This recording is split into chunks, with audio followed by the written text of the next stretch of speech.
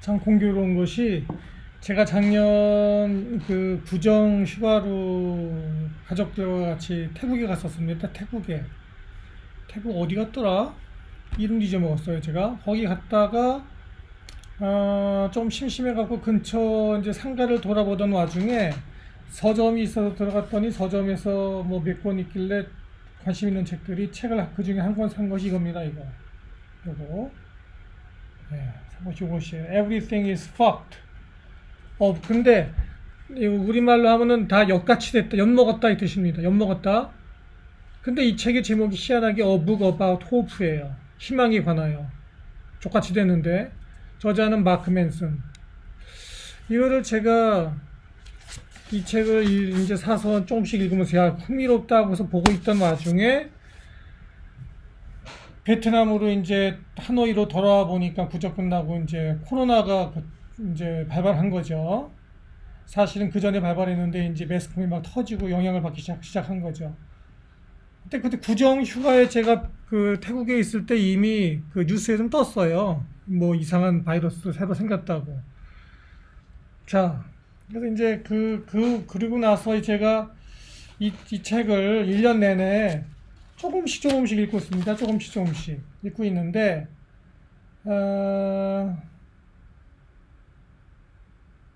이게 말이에요. 잘 안 읽혀집니다. 이 책이. 읽혀지지가 않아, 이게. 읽기 힘들어요. 왜냐하면 내용이 말이에요. 이 내용이 즐겁지가 않아요. 그렇게 썩 즐겁지가 않고, 이게 무슨 소설책도 아니고, 엿먹었다 이겁니다, 이들 다. 엿먹었으니까 정신 차리고, 뭐 이런 내용으로 시작을 합니다. 물론, 이제, 이 책은 이제 그 희망을 어떻게 이럼에도 불구하고 갖고 나가야 하는가에 대한 그런 내용들이 이제 뒷부분에 있겠죠. 그러나 제가 1년 내내 매번 요 앞쪽만 읽다마다 그랬어요. 이 책은. 왜냐면 이렇게 불편해요, 이게. 내용 읽어보면은, 이게 맞는 내용이 하면서 맞장구를 저절로 치게 되고 참 감동을 받게 되는데 다음날 되면 또 읽고 싶지 않아져, 이게. 왜냐하면 이게 네 안에 있는 내용이 너무나 이게 우리의 그 정곡을 콱 찌르거든요. 너무나 진실에 가깝거든. 그러니까는 오히려 읽고 싶지가 않아요.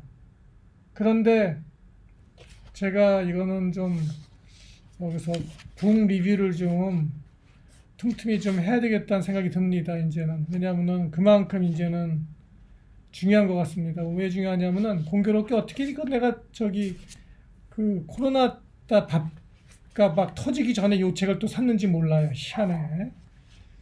이게 한국 내에도 번역이 돼서 나온 걸로 알고 있는데 그냥 뭐 영문이 더 나아요. 책은 사실은 이게 번역을 이렇게 이상하게 해놓으면은 그 맛이 사라지기 때문에 사실은 그냥 원문으로 읽는 게 좋습니다. 요는 뭐 요즘 뭐 그렇다고 영어 잘한다는 게 별것도 아니에요. 요즘 뭐 영어 못하는 놈 있나? 예? 영어야 다 기본으로 하는 거죠. 그런데 하여간에 이 내용을 갖다가 제가 이렇게 좀씩 다시 봐야 되겠다는 이유는 요새 같은 때는 이제 진짜 욕먹는 세대가 된 것 같습니다. 예. 적같이 된 세대가 된 것 같아요. 그래서 이때는 진짜 이런 책이 필요하다고 생각된 것 같고, 이 마크 맨슨이라는 저자는 어떻게 이렇게 이런 사회가 적같은 사회가 다 될 줄을 어떻게 예측을 했는지 모르겠어요. 이 사람이 대단한 사람인 것 같아요. 옛날부터 이런 책들을 주로 많이 썼구만요, 이 사람이. 뉴욕 타임스 베스트셀러를 여러 번 쓴 사람이구나. 인터내셔널 베스트셀러를 여러 번 했던 사람입니다. 천재인가 본데요, 이 사람. 책값도 비싸요. 이게 그 하드 커버도 아니고 소프트 커버인데 이게 거의 한 $20 하네. 거의 이게 한 2만 원 넘는다는 건데, 어우 비싸요 이거. 자,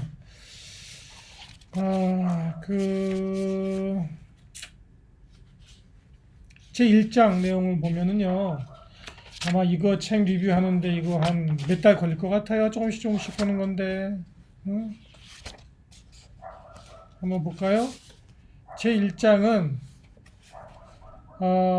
The Uncomfortable Truth 그래서 불편한 진실 이게 제 1장입니다. 뭐 진실은 원래부터 불편했어요. 네, 불편하지 않은 진실이 있습니까? 진실은 다 불편합니다. 그냥 뭐 한번 쭉 보면은 이게 두 번째 보는 건데 다 까먹었어. 다시 봐야 돼. 네? 다시 봐야 되는데요. 하여간에 네.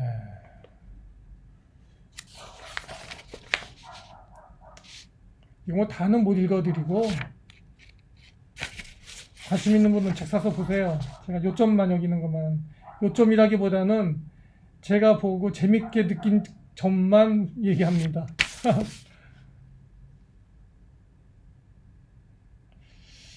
여기서 이 사람이 제1장에서 얘기하는 그 불편한 진실은 우리 마음속에 있는 우리가 이미 다 알고 있지만 다 우리가 이미 마음 깊숙이는 그 사실을 알고 있지만 잘 인정하지 않으려고 하는 거.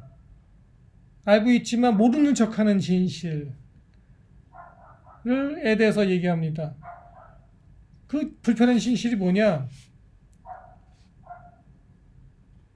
뭐냐면요. 우리 그 존재가 그 각각 개인의 존재 있죠. 어? 너는 누구냐 할 때 너. 나는 그럼 뭐예요? 나는 육체와 정신을 갖고 있는 인간이죠. 나 황기선. 이 인간은 실제로는 깊숙이 내 마음속에는 모든 사람의 마음속에는 이거 아무런 의미가 없는 존재라는 사실을 알고 있다는 것입니다. 이 사람이 얘기하는 불편한 진실 넘버 1 이겁니다. 아무런 중요 존재가 아니다. 있으나 없으나 매한가지다.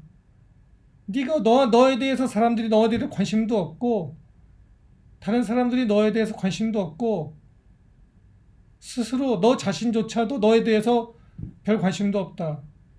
꼭 그러다기보다는 관심 없다기보다는 그냥 존재 가치가 없다. 네.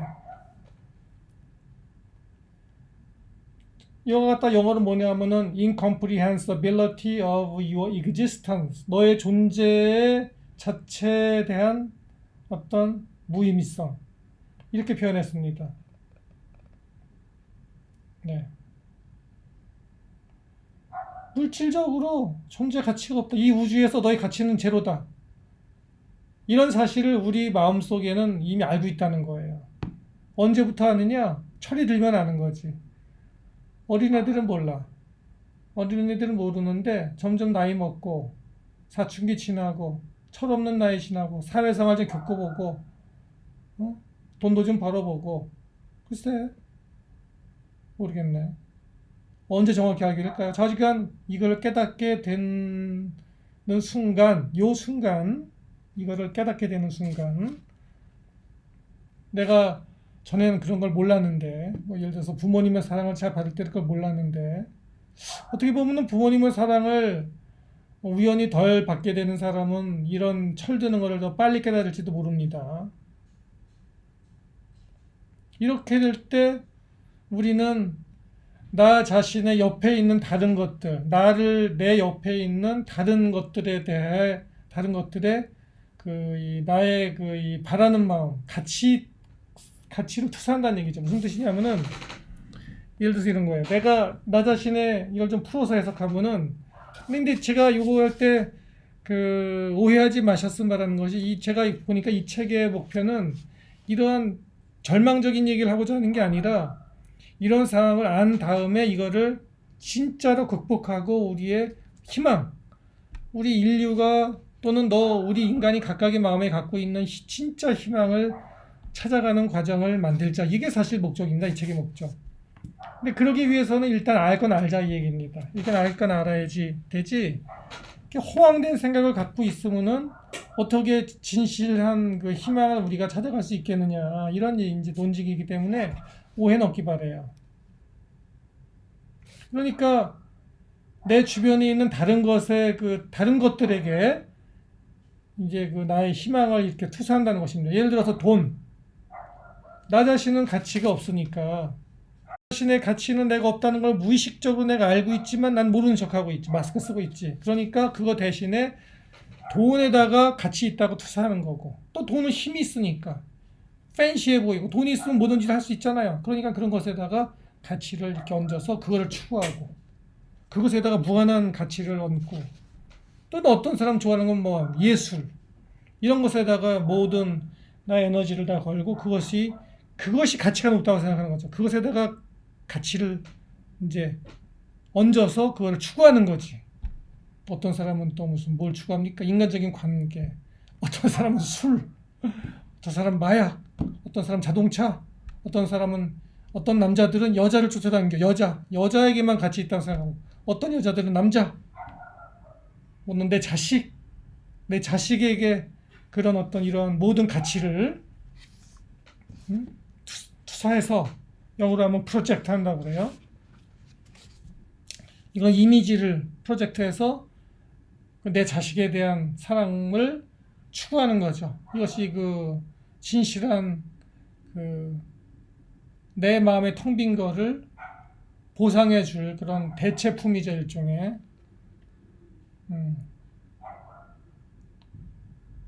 사실 맞는 얘기 같아요.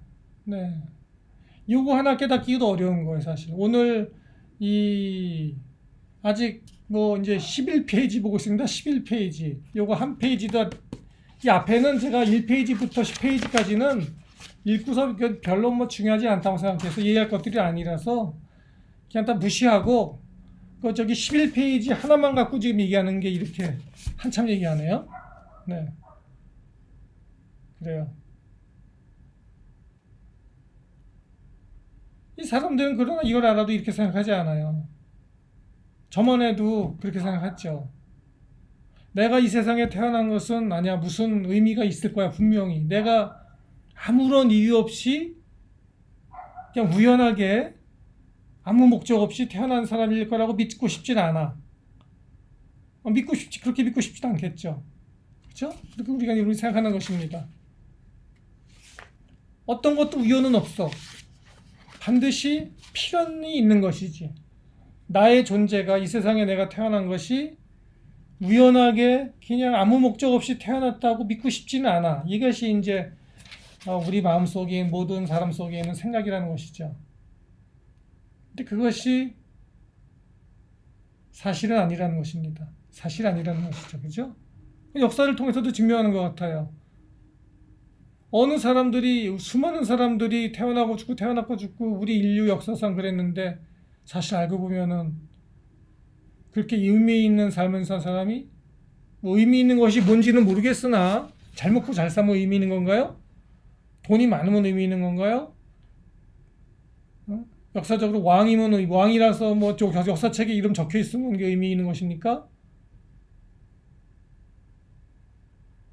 봉사를 많이 해서 뭐 이름을 떨치면 그 사람이 의미가 있는 것인가요? 자기 뭐 훌륭한 스님이 되어 갖고 뭐 깨달았더니 의미가 있습니까? 그러니까 이런 건 이런 얘기 하는 겁니다. 이런 것에 대해서 이 사람 얘기는 이런 것이 사실은 아니고, 그냥 우리 마음속에서 그런 희망을 갖고 싶은 우리 인간의 마음속에 어떤 희망이다. 다시 얘기하면 그런 희망을 갖고자 하는 우리의 희망이다. 우리의 소망이다. 이렇게 이제 얘기하는 건데, 이 얘기를 제가 옳다고 생각하면서도 참 받아들이기 힘든 얘기라서, 제가 지금 코로나 시국이 아니라면은 이거 차 갖다 버렸을 거야. 아이씨, 네가 맞는 얘기지만 말이야, 나 이거 보기 싫어 하고 내가 책을 갖다가 쓰레기통에 갖다 버리고 싶었을 겁니다. 근데 코로나 시국을 1년 이상 이렇게 하다 보니까, 그래, 이 책 읽어야 되겠구나. 이거 좋됐다. 이거 정신 차려야 되겠다. 돌겠구만. 이 생각이 들어서 제가 이 책을 쓰레기통에다가 버리지 않고 다시 읽고 있는 겁니다. 두 번째. 예? 갖고 이제 여기서 유튜브까지 앉아갖고 떠들고 있는 거야 지금. 어.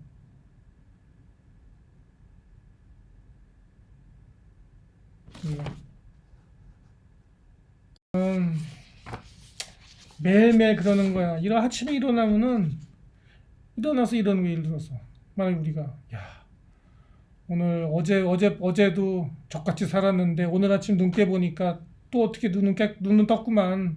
오늘 별로 할 것도 없고 아무 의미가 없는데 그냥 뭐 이거 할 것도 없고 말이야. 못하러 사나? 이 생각하고 앉아 있을 수는 없잖아요. 우리가 그럴 수는 없지. 아무리 족같다 하더라도. 그러니까 우리는 뭔가 삶에 대한 이유를 찾아야 될 거 아니에요. 자기 합리화가 필요하지, 우리도. 그렇잖아요. 내가 나를 합리화하는 과정이 없었으면은 어떻게 제정신을 차리고 살았겠습니까? 정신이 돌았지, 이미. 나도 이제 56세까지 살면서 많은 걸 겪지 않았겠습니까? 예? 그러니까는 인간은 그런 자기 합리화를 하고 살아갈 수밖에 없다. 어떻게 보면은. 그렇죠. 그러니까는 뭔가 보람 있는 일을 우리 하잖아요. 뭐 무슨 보람 있는 일을 해야 되겠다. 아침에 일어나서 오늘도 나 보람 있는 일을 좀 해야지. 이런 생각을 이제 하지 않으면 견디겠느냐. 네. 근데 이제 사실은 나이를 먹으면 먹을수록 40 지나고 50, 60, 70 이런 얘기 듣잖아요. 나이가 먹을수록 말이에요, 사람들이요. 50, 60, 70, 80, 90 지나가잖아요. 냉정해집니다. 노인네들 말로는 이렇게 이렇게 위하는 말하고 부드럽게 하고, 이렇게 이렇게 관심 있는 듯이 얘기하지만은요, 나이 먹을수록요, 냉정합니다. 예? 냉정해요. 왜? 이런 거 다 깨닫는 거거든. 쓸데없다는 거를, 그런 무슨 보람 있는 일, 남을 위하는 일, 이타적인 거, 이런 것들이 대단히 어떤 대단히 정신력이 강하거나, 멘탈이 강하거나, 어떤 은혜를 받거나, 기독교식으로 하면은, 어떤 훌륭한 스님이거나, 또는 봉사정신이 원래 투철하거나, 이런 거 외에는 점점 더 사람의 마음이요 냉정해지고 자기 자신의 그 이기적인 것밖에 안 남게 되는 거거든요. 일종의 동물학적인 거, 생물학적인 거에 그 자기 챙기는 거 외에는 재산 챙기고 명예 챙기고 그런 거 있잖아요. 그 외에는 무관심해지거든요. 그죠? 이런 거를 알게 되니까. 그러니까는 노인이 되면 될수록 저도 지금 노인으로 이제 곧 되겠지만 저도 60 곧 들어가니까 그게 사실은 그렇게 변하게 되는 거지. 그러니까는 예를 들어서 얼마 전에도 신문 났는데 요즘 미국도 그러고 한국도 그러고 일본도 그러고 보면은 그 사회 지도층들이 너무 나이가 많아지죠. 사회 지도층들이 70, 60, 70, 80 이렇게 되는 거예요. 그렇게 되면 그 사람들이 실제로는 그렇게 이렇게 지도층으로서 비지도 일반 국민 대중들을 향해 보고한테 그렇게 이타적으로 이렇게 잘 봉사 정신이 생길 수 있겠느냐 하는 것은 이게 의학적으로 볼 때, 생리학적으로 볼 때 이게 어려운 겁니다. 젊은계에서 좋은 게 젊은계. 그래서 여기 베트남 같은 경우에도 보면은 최고층 지도자들은 나이가 많은데 차관급 이하들은 나이가 다 젊거든요. 40대 차관들도 많거든. 여기 사장들도 그러고. 그래서 그런 것들은 베트남이 조금 더 젊다는 것이, 지도자들이 젊다는 것은 조금 더 유리하다. 이렇게 지금 보고 있는데, 그렇다고 해서 나도 이제 나이 많은 사람인데 어디 가면은 베트남에선 특히 나는 베트남에서 살다 보니까 내가 굉장히 나이가 많은 사람이에요. 그러다 젊은 애들, 내 파트너들을 다 30대, 40대 애들이거든요. 50대 애들은 나 여기 베트남 사람 별로 안 만나요. 내 파트너가 아니기 때문에 젊은 애들이 파트너들입니다. 그러니까 물론 그게 내가 계속 그렇기 때문에 나이 많은 사람을 폄하하는 건 아닌데 이제 그런 걸 우리도 이제 그렇게 안 되려고 노력을 해야 될 필요는 있다 하는데 여기 책 근본적인 질문 내용이 그거예요. 그렇게 돼서 뭐 할 건데?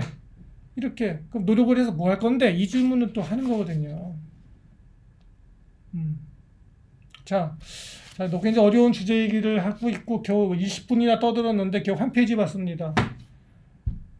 나머지 또 다음 내일이나 한번 하루에 한 번씩은 제가 하려고 합니다. 네, 감사합니다.